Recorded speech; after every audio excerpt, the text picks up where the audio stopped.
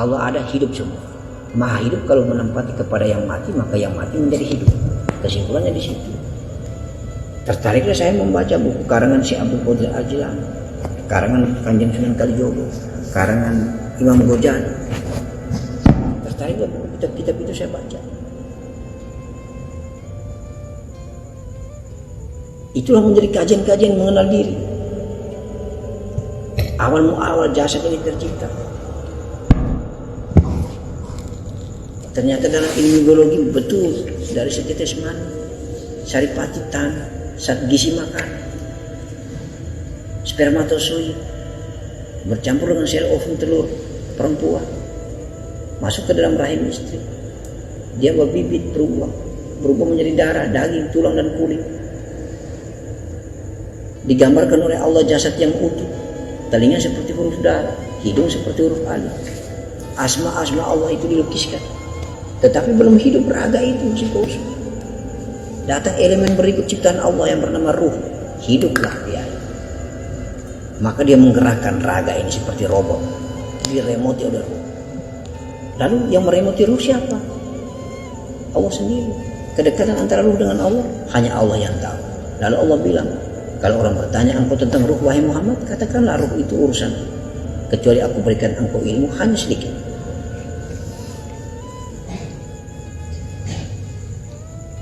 Jadi antara ruh dengan Allah itu rahasia sekali. Itu banyak orang sangat terpedaya dengan firman ya. Iya. Seakan-akan tidak perlu. Iya, dia tidak mau belajar memang. Padahal dia tidak mau mengkaji. Ada sedikit itu dikasih ruang oleh Allah untuk kita belajar. Kalau kita tidak dikasih ruang oleh Allah untuk belajar, Allah tidak bilang kata sedikit itu. Sedikit menurut Allah, tapi banyak menurut kita. Iya. Karena kalau kita tidak belajar yang sedikit itu, kita tidak tahu kenal diri. Kita tidak tahu tentang ruh itu apa. Lama-lama kita menganggap ruh itu adalah Allah. Lama-lama kita menganggap ruh itu juga pencipta. Padahal ruh bukan pencipta. Ruh itu juga ciptaannya. Karena ruh itu berbentuk dan berwujud. Pencipta kita adalah tiada, tetapi ada. Sebenarnya masih kurang lebihnya masih kurang 3 tahun. Kurang 3 tahun. Tapi Allah sudah memanggil. Saya tidak tahu berapa. Ada sempat di sini. Mungkin 3 tahun itu ya mungkin penjelasan tentang tasawuf secara ilmiah kan. Iya. Kemarin mungkin yang hanya lingkungan sahabat-sahabat yang terdekat saja. Tidak secara umum ya. Keimanan, kepercayaan, keimanan harus di atas kecerdasan. Kecerdasan kita harus tempatkan di belakang. Kalau Allah sudah mengatakan begini, Rasulullah sudah mengatakan kecerdasan kita untuk ini apa ditempatkan di belakang. Kita harus taat dengan apa yang dikatakan oleh Allah dan Rasulullah seperti itu. Ya betul, untuk yang nyata-nyata yang mungkin, tapi ada yang sifatnya tersirat. Kita tidak mencari tahu seperti apa. Kita tidak memiliki kecerdasan sendiri.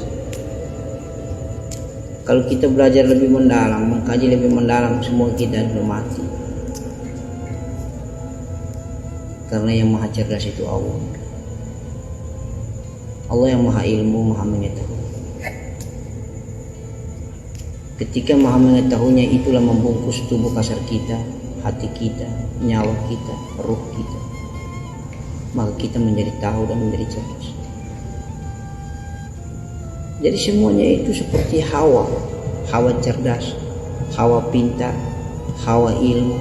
Sudah membungkus wadaknya, maka wadak itu menjadi cerdas, menjadi berilmu. Seperti itu. Kita tidak bisa mengkomplain bahwa kita cerdas, Allah cerdas. Tidak, kita tidak cerdas. Kita mati, yang hidup hanya Allah. Karena Rasulullah waktu itu tidak cerdas, mati. Karena Allah maha ilmu, maha cerdas datang, membungkus dirinya, insya Allah dia menjadi cerdas. Lalu bisa menghafal, lalu menyusun 6.666 ayat dasar. Kecerdasan bukan sumber dari pendidikan. sumber laduni dari Allah Subhanahu wa taala. Wadah Rasulullah waktu itu buta, umi, buta huruf. Ya kita pun demikian. Karena Allah memiliki sifat semua. Asmaul Husna itu semua Allah punya, kita tidak punya, kita ini hanya wadah. Ketika Asmaul Husna itu menyinggapi kita punya tubuh kasar ini, maka semua nur itu hidup, kita menjadi sifat Allah. Bisa mengetahui, bisa melihat, bisa mendengar, bisa bicara, bisa cerdas, bisa faham, bisa kaji, bisa. Itu Allah, itu sifat Allah yang kita mewarisi, itu kita mengamalkan sifat Allah itu. Asmaul Husnanya itu sudah bercahaya, hidup di kita punya raga hati. Yang sekarang bicara ini Allah, yang sekarang mendengar ini Allah, yang sekarang melihat ini Allah, yang sekarang bisa rokoknya Allah. Raga ini mati. Terus mau belajar begitu. Yang maha menghisap rokok itu datang, membungkus, maka tangan diangkat, dikasih masuk, wadah semua. Begitu cerita. Yang menggerakkan itu ruh, yang membungkus ruh itu Allah. Allah itu seperti hawa, tiada tetapi ada. Barang ini mati, ketika Allah datang, hawanya bes, busuk, hiduplah dia, tergantung Allah. Mau kasih tunduk-tunduk, mau kasih angkat rokok, isap-isap, mau kasih dengar-dengar, mau kasih lihat-lihat, mau kasih jalan-jalan, mau kasih raba-raba, mau kasih start motor, gerakan pikiran, perintah kaki, perintah Allah semua. Begitu deh. Allah pulang, mati, kubur. Allah bawa pulang ruh.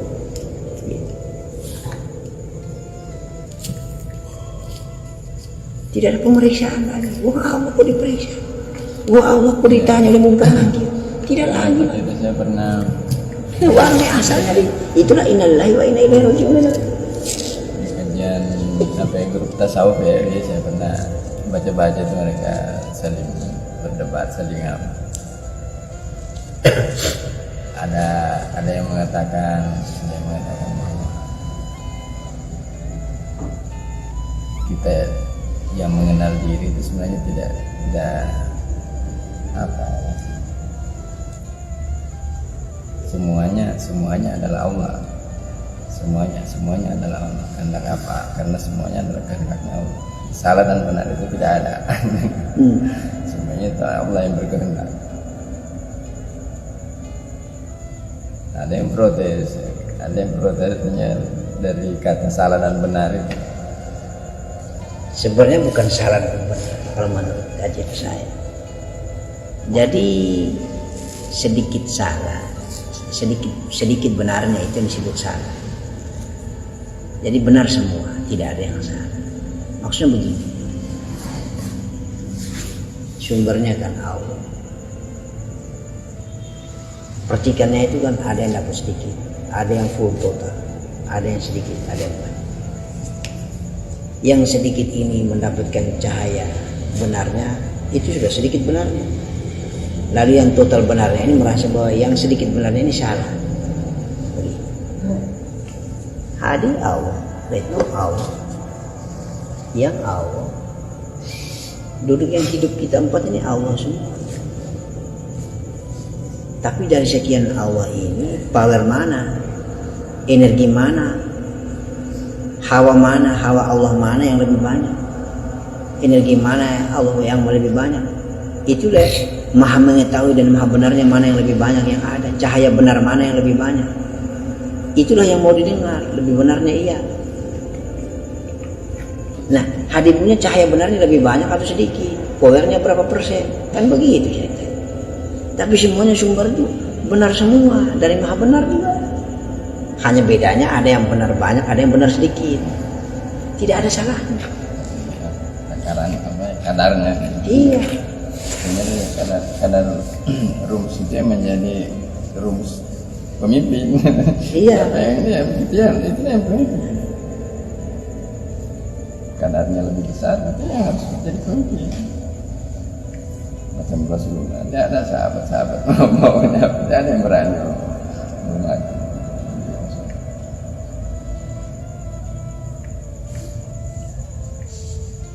Sekarang kan elemen cuma 3. Manusia itu dalam profil yang satu. Allah menciptakan wadah mati yang bernama akal, ditempatkan di kepala. Allah menciptakan wadah mati yang bernama kolbi, ditempatkan di dada, di tengah. Allah yang menciptakan wadah mati yang bernama nafsu, berada di perut. 3 wadah mati. Akal di kepala, hati di dada, kemudian nafsu di perut. Akal, hati, nafsu. 3 wadah ini dimiliki oleh semua makhluk. Yang bernama makhluk manusia sempurna, dia punya akal, dia punya hati, dia punya nafsu. Malaikat dikasih hanya hati saja, akal tidak ada, nafsu tidak ada. Jin dikasih kolbi dengan nafsu, akal tidak ada. Nah, 3 golongan makhluk ciptaan Allah ini yang menjadi persaingan dan perjalanan mereka, ketaatan mereka diuji oleh Allah, ya kan? 3 wadah mati ini, pertanyaannya, apakah 3 ini Allah ada? Apakah Allah hanya ada di akal?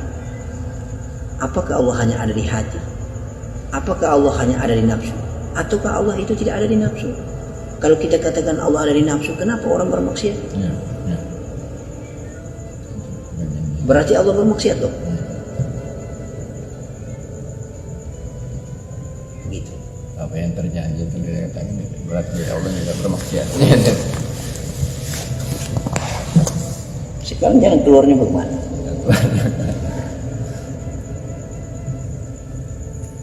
Allah menciptakan bahan materi, ya kan? Nafsu ini bahan materi, akal bahan materi, hati pun bahan materi. Bahan materi itu adalah raga, sumbernya dari setetes mani. Setelah dia berwujud menjadi raga, Allah hilang, matilah raga ini, menjadi raga mati. Paham ya? Menjadi wadah mati. Kemudian ilham atau hidayah atau hawanya Allah, Gusti Allah ini datang dalam keadaan bagi-bagi porsi. Allah full di nafsunya, maka nafsunya menjadi mutmainnah. Maksiatnya hampir tidak ada. Perbuatan selalu baik. Allah masuk di nur fuad di akalnya, kalau full insya Allah dia menjadi pemikir yang ulu di dalam jalan kebenaran. Allah full di hatinya, maka sempurna hatinya. Kalau ketiga-tiganya sempurna dengan full dan total 100%, 100%, 100% Allah, hatinya Allah, akalnya Allah, nafsunya Allah, maka dia terkategori dengan maksud lepas dari kesalahan dan dosa. Al-Anbiya, para nabi. Ya kan? Paham ya? Tapi kalau energi Allah, hawa Allah, nur Allah, apapun adanya, Allah maha mengetahui, maha baik, maha benar, maha sopan, maha yang baik-baik itu sedikit sekali ada di nafsu, raga, maka begitulah. Sendiri jawab. Bukan kemaksiatan Allah. Begitu. Bukan kemaksiatan Allah.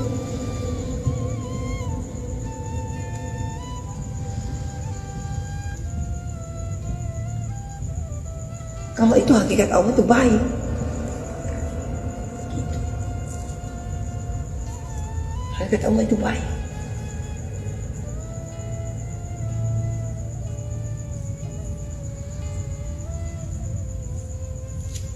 Jadi sebenarnya tidak ada kemaksiatan. Hakikatnya tidak ada kemaksiatan. Hakikatnya halal semua.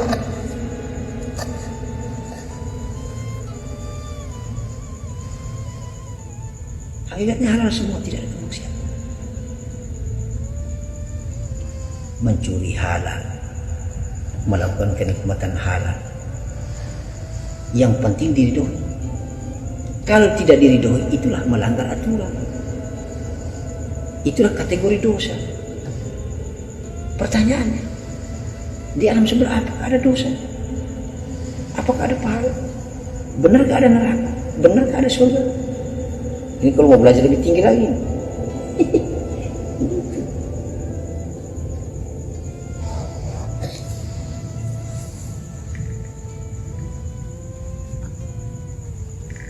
Kalau kita mau bilang kemaksiatan itu berdosa, misalnya saja, Lalu yang menggerakkan sampai dengan kita bernafsu siapa? Soalnya situ ya saya. Ya kan? Yang menggerakkan kita bernafsu siapa? Kita bisa bergerak kalau kita Yang menggerakkan tangan ini sampai dengan kita mencuri siapa? Sehingga kalau orang belajar sederhana tetapi langsung menangkap dia punya kesimpulan